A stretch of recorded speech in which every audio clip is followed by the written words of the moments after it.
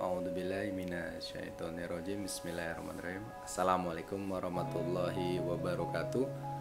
Balik lagi dengan Dr. Bobet di channel Pak Direktur Rumah Sakit. Kali ini saya akan bahas bagaimana membuat rumah sakit non BPJS bisa untung atau memiliki profit.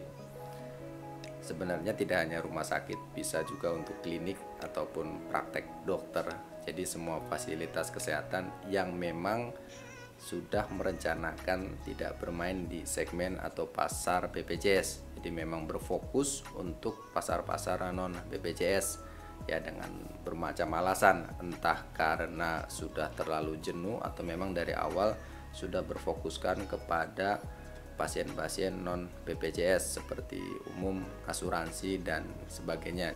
Memang pertanyaannya adalah apakah mungkin di zaman sekarang, di kondisi sekarang yang semua sudah serba BPJS, sudah lebih dari 95% semuanya era BPJS kesehatan. Jadi apapun itu akan berbunyi dengan BPJS kesehatan. Apakah mungkin? Ya tentu saja mungkin, karena memang pada teori bisnisnya tidak ada perfect market competition.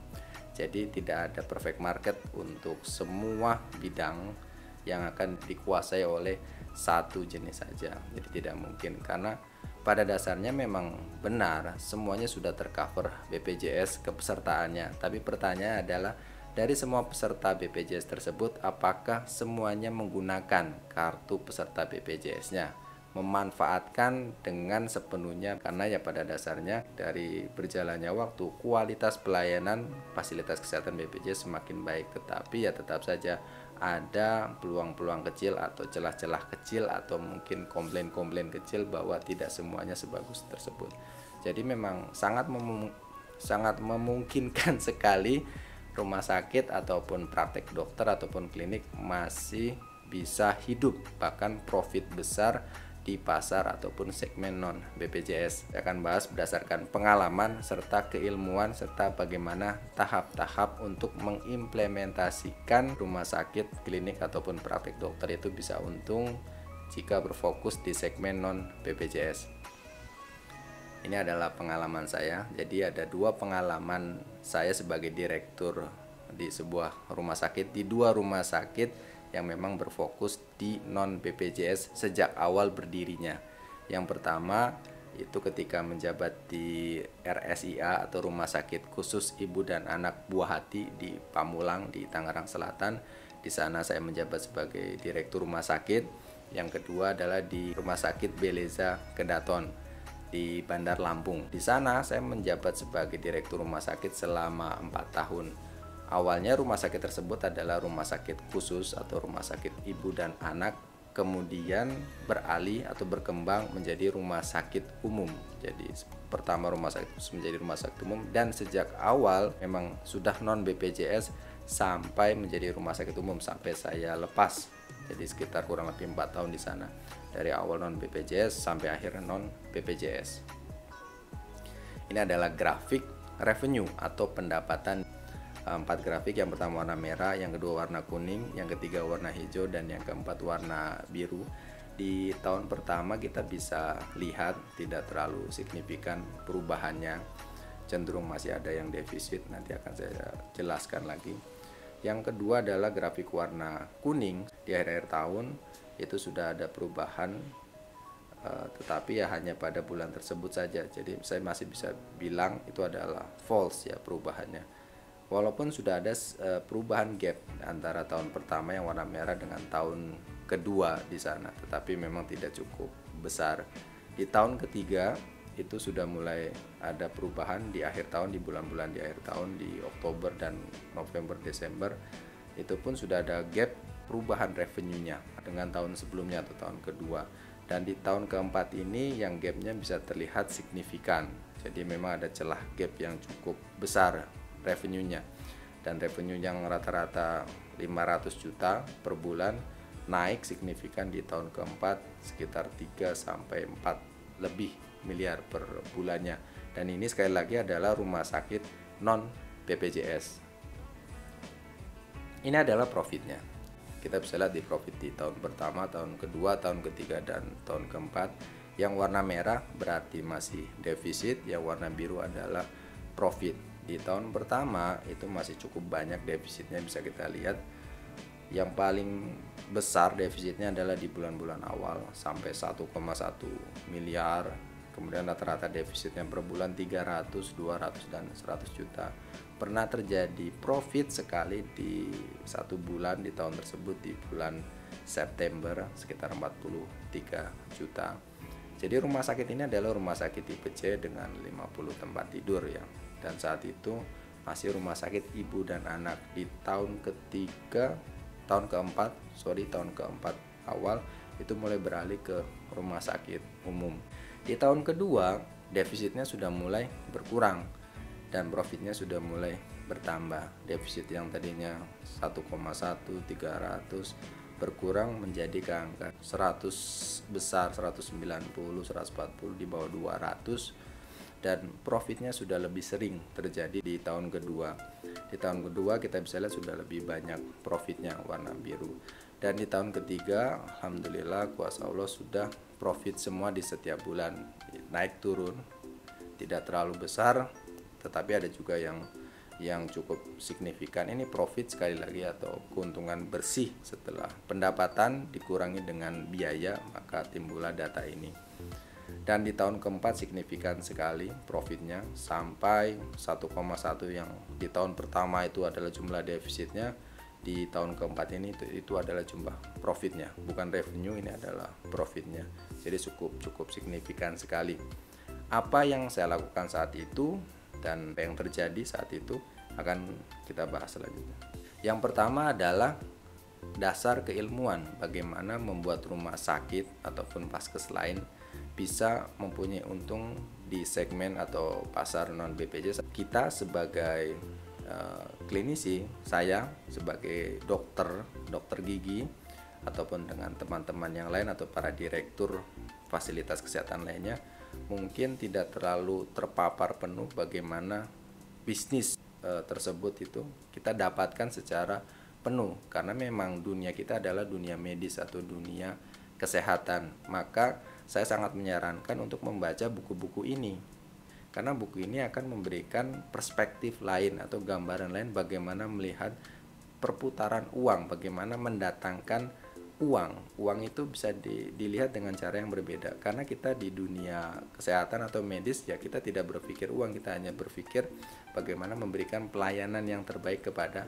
pasien. Sedangkan ya bisnis itu sangat penting, walaupun kita punya staff atau kita punya tim atau kita punya subordinate atau bawahan yang bergerak di bidang itu. Saya sangat menyarankan bahwa kita sebagai pimpinan juga harus menguasai ilmu-ilmu tersebut, minimal garis besarnya, tidak sampai mengerti detail, misalkan neraca, bagaimana pembukuan nilai buku dan sebagainya, itu memang sudah ada tugasnya akuntan, tapi bagaimana terjadinya proses itu dari A sampai Z minimal kita paham, dan itu sangat penting sekali.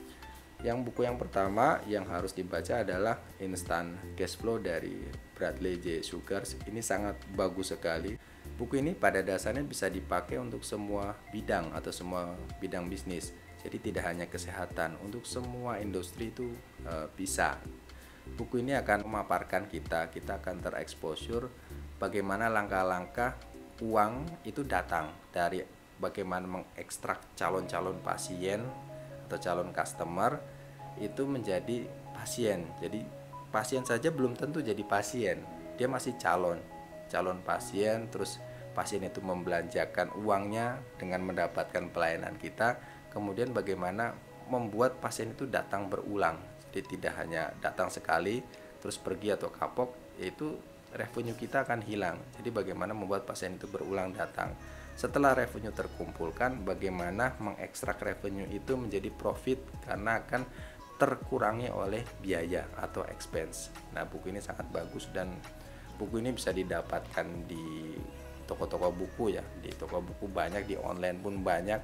Bahasanya ada yang jika suka bahasa Inggris ada, bahasa Indonesia tentu saja ada. Jadi sangat memudahkan sekali. Yang kedua adalah Business Model Generation. Buku ini adalah kanvas. Jadi dikotak-kotakan dengan gambar dan tulisannya tidak banyak, sangat membantu sekali untuk kita yang awam dengan apa itu bisnis, menggambarkannya dengan ilustrasi gambar seperti itu sangat memudahkan sekali. Jadi kita tahu polanya atau patternnya atau desainnya bagaimana membuat pasien itu datang ke situ. Jadi kualitas layanan yang sangat bagus, yang sangat perfect itu pun tidak cukup untuk zaman sekarang. Metode word of mouth atau mulut ke mulut itu bagus, tapi butuh waktu, take time. Sedangkan pengeluaran kita tiap bulan berjalan. Jadi sebenarnya kita tidak punya waktu banyak untuk membuat sebuah perusahaan atau rumah sakit atau praktek dokter atau klinik ini dalam waktu jangka panjang. Oke lah, kalau misalkan modal kita tidak terhingga, ya kita bisa menunggu, kita bisa membuat word of mouth itu. Dan pada dasarnya praktek marketing itu sangat bagus dulu, yang memang kompetitor atau pesaing atau teman sejawat kita itu tidak sebanyak sekarang. Jadi ya pilihan kepada pasien itu akan cepat sekali, ceritanya akan cepat karena memang pilihannya tidak terlalu sebanyak sekarang. Jadi pola marketing mulut ke mulut itu bisa, tetapi untuk zaman dulu. Untuk zaman sekarang bisa, tetapi butuh waktu, dan kita mengejar profit yang lebih cepat karena modal kita mungkin terbatas. Jika modal kita tidak terbatas, hantem aja terus. Yang kedua, saya sedang mengambil CFA Institute. Memang ini adalah sertifikasi untuk di bidang ekonomi.